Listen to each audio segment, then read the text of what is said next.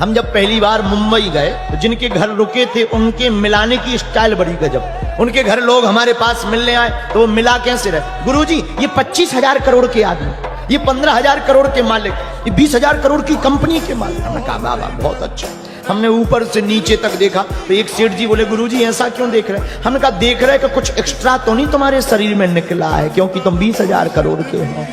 जरिया जी बोले गुरुजी एक दो लोगों को कुछ पूछना है जरा बता दो। हमने 25,000 करोड़ के मालिक से पूछा अकेले में पूछोगे या सबके सामने। बोला नहीं अकेले में अकेले। हमने सबसे कहा यू कैन गो। हमने पर्चा बनाया, जैसे ही पर्चा बनाया और हमने कहा कहो क्या पूछना है। ए भगवान ऐसा रोने लगा जैसे लुगाई हो। अरे हमने कहा 25,000 करोड़ के आदमी हो, इतने बुरे रो रहे हो। हमारे आदमी ठीक है 25 रुपया जेब में नहीं है फिर भी ठहाका लगा कर हंस रहे हैं। क्या काम के 25,000। हमने तो उनसे कह दिया था इससे अच्छा तो तुम बाबा बन जा। गरीब आदमी कहता धनवान सुखी है, और धनवान से पूछो तुम सुखी हो। नहीं हम नहीं, राजा सुखी। राजा से पूछा क्या तुम सुखी हो। हम नहीं है, महाराज चक्रवर्ती सम्राट ये सुखी है। उनसे पूछा तुम सुखी हो। हम नहीं है सुखी। इंद्र देवता है, इंद्र से पूछा तुम सुखी हो। इंद्र बोले कहां सुखी है, कोई भी माला जपता है तो हमें टेंशन हो जाती है कहीं हमारा इंद्रासन न छीन ले। हम नहीं है। ब्रह्मा जी सुखी हैं। ब्रह्मा जी से पूछा तुम सुखी हो। ब्रह्मा जी बोले हम तो और टेंशन है। तुम्हें क्या टेंशन। हमें टेंशन ये है कि कहीं कंपनी में गलत आदमी ना बन जाए तो लफड़ा। ब्रह्मा जी बोले हम भी सुखी नहीं। फिर कौन। कोई तन दुखी, कोई मन दुखी, कोई धन बिन रहत उदास, और थोड़े थोड़े सब दुखी पर सुखी राम के दास। 1.5 साल पहले हमारी कथा हुई बीना। आपको बिल्कुल सत्य घटना बता रहे हैं। 1.5 साल पहले बीना के लोगों ने हमें बुलाया कि आप कथा करने आइए। भागवत की कथा करने के लिए हम 7 दिन के लिए वहां गए। एक दिन हमने घोषणा की हनुमान जी के प्रसाद के रूप में नारियल बांटे। सब लोगों का आकलन जो हमारा था 3 लाख से ऊपर 3.5 लाख 4 लाख। अब लोगों को नारियल लेने की वो होड़ मच गई। जो नारियल रखे थे मंच के सामने लोग लाइन से न आए, एक के ऊपर एक चढ़ के। और छोटा सा पंडाल, भयंकर गर्मी, चारों तरफ जाम। अब हमारे प्राण सकपकाए, हमारा बीपी हाई।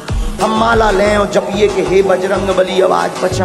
हमने नारियल तो बंटवा रहे लेकिन आफत ना हो जाए, कहीं ब्रेकिंग न्यूज ना बन जाए। कैसी भगवान की कृपा। भगदड़ मची, भगदड़ मची।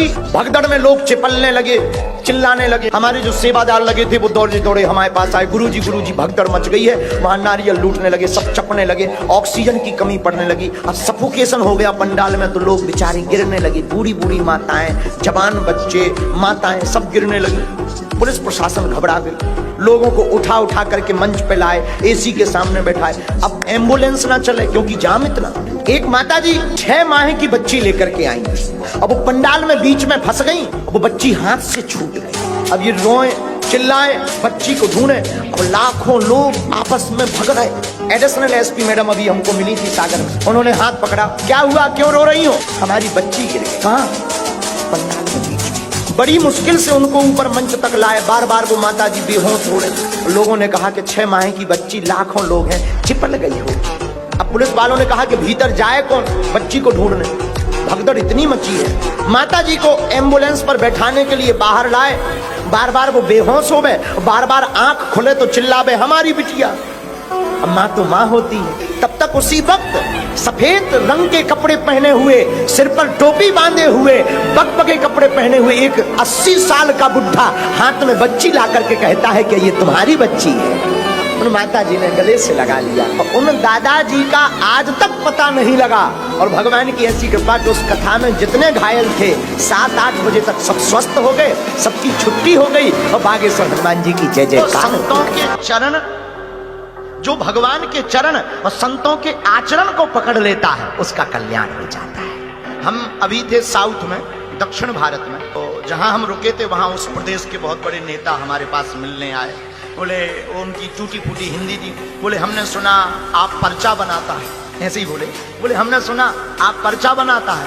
हमने कहा हमने भी यही सुना कि हम पर्चा बनाता है। हंसे, लेकिन फिर वो बाद में अपनी जेब से निकाल के बोले हम हनुमान जी के बहुत बड़े भक्त हैं और अपनी जेब में हमेशा चित्र रखते हैं। हमने उनसे तो कुछ नहीं कहा, उनसे जो बात करनी थी वो बात की, उनका पर्चा 2-3 डेकाडोन के हमने छोड़े, उन्हें चमत्कार दिखाए।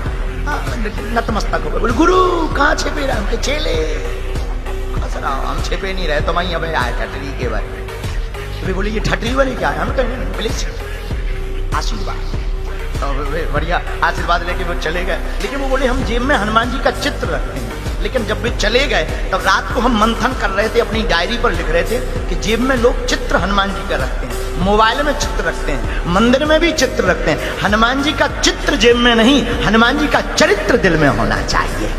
और लोग कहते हैं कि हनुमान जी के में काम क्यों नहीं कर रहा है? ठटरी के बारे। तुम चित्र में हनुमान जी रखें तो हनुमान जी काम कहां करेंगे? अगर हनुमान जी को अपने चरित्र में रखोगे तो हनुमान जी तुम्हारी हर बात सुनेंगे, जैसी बागेश्वर धाम की सुनते हैं। लेकिन हम लोग हनुमान जी को रखते कहां? चित्र। लेकिन हनुमान जी को होना कहां चाहिए? बोलो बोलो, कहां होना चाहिए? चरित्र में। और ओरछा के पागलो, एक काम करो, संतों के पकड़ो तुम आचरण और बालाजी राम राजा सरकार के पकड़ो तुम चरण।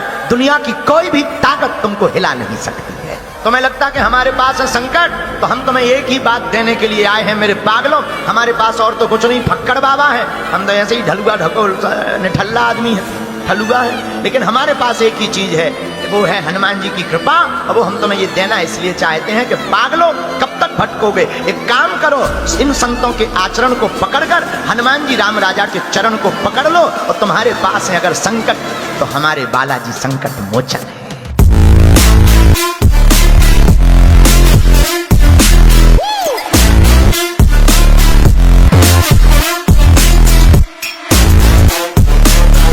गाइस, अगर आप भी राम जी के भक्त हो तो कमेंट में जय श्री राम लिखना ना भूलें। कर दो कमेंट हिंदी भाई लोग। और गाइस, अगर वीडियो अच्छी लगी हो तो वीडियो को लाइक करें और चैनल को सब्सक्राइब करके बेल नोटिफिकेशन को ऑल पर सेट करना ना भूलें। जय श्री राम।